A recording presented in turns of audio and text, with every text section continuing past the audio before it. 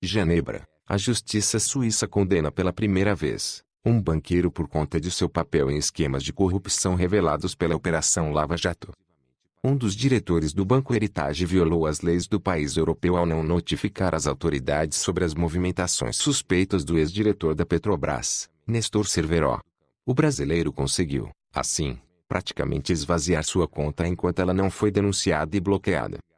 Em 2017, o Estado revelou com exclusividade como os bancos suíços passaram a ser investigados por seu papel na Lava Jato, depois que o Ministério Público em Berna descobriu mais de 1.000 contas envolvendo o escândalo no Brasil. Pelo artigo 37 da Lei Suíça sobre o combate à lavagem de dinheiro, bancos são obrigados a notificar a agência de controle financeiro diante de qualquer indício de movimentações fora dos padrões ou que impliquem em volumes suspeitos. A constatação do tribunal foi de que o diretor adjunto do banco, Thierry Zunstein, violou essa determinação, apesar de contar com informações suficientes que apontariam para suspeitas em relação ao cliente. Ele já havia sido condenado em primeira instância a pagar uma multa de 30.000 francos suíços. Mas recorreu. Apesar de confirmar a condenação, o tribunal reduziu a pena para apenas 15.000 francos e os custos do processo, uma fração do valor que passou pelas contas de Cerveró.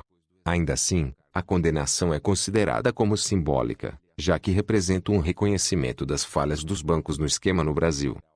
Entre os banqueiros, a condenação também foi recebida como um recado de que a justiça suíça, de uma forma inédita, irá aprofundar os inquéritos para tentar determinar a responsabilidade dos intermediários financeiros no caso da Lava Jato. No total, 1 bilhão e 100 milhões de dólares foram encontrados nos bancos suíços relativos ao escândalo no Brasil. Pasadena.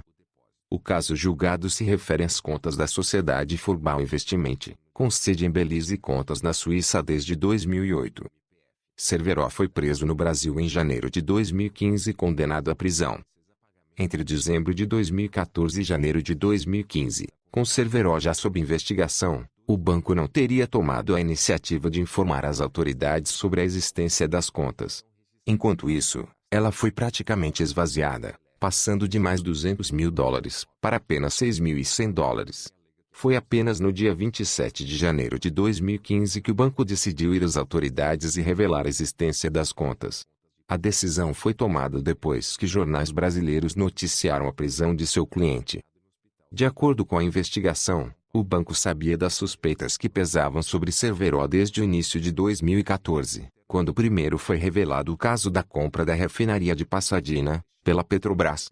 Reuniões internas no banco foram realizadas para tentar decifrar se a referência ao cliente era suficiente para denunciar sua conta às autoridades suíças, uma obrigação por lei. Em março de 2014, Cerveró foi afastado da Petrobras pelo escândalo de Pasadena. Mas, em maio daquele ano, o banco decidiu não comunicar o caso de seu cliente às autoridades. O banco chegou à constatação de que Cerveró era apenas uma testemunha e que não haveria nada contra ele. Foi decidido que, se os recursos de um ex-diretor da Petrobras estivessem bloqueados no Brasil, o banco também o faria. Mas, do contrário, nenhuma iniciativa seria tomada. Num relatório interno, o banco chega a mencionar a ex-presidente Dilma Rousseff, apontando que ela se defendeu alegando que certas cláusulas do contrato, de Pasadena, não foram mencionados no informe prestado pelos serviços de Cerveró. O mesmo informe interno do Heritage explicou que as críticas contra a compra da refinaria ocorriam no contexto das eleições presidenciais no Brasil. Algumas matérias mencionavam mesmo que a compra da refinaria poderia se revelar como um dos melhores negócios concluídos pela Petrobras em 30 anos, apontou a sentença do tribunal, citando o informe do banco.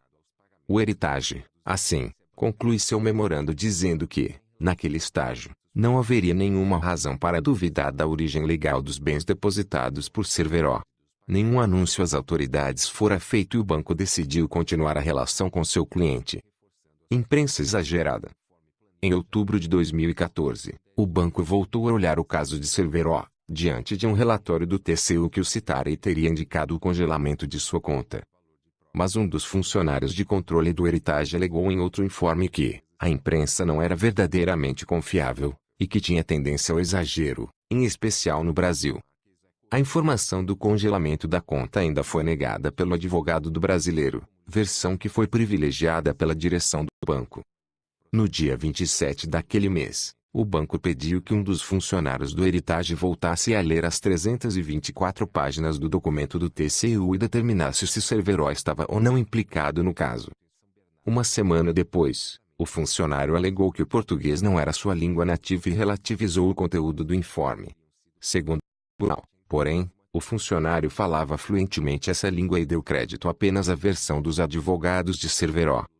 No dia 1º de dezembro, comunicados internos do banco voltam a chegar à constatação de que não havia necessidade de informar as autoridades. Durante o período em que o banco se recusou a informar as autoridades, o tribunal revela como Cerveró esvaziou a conta.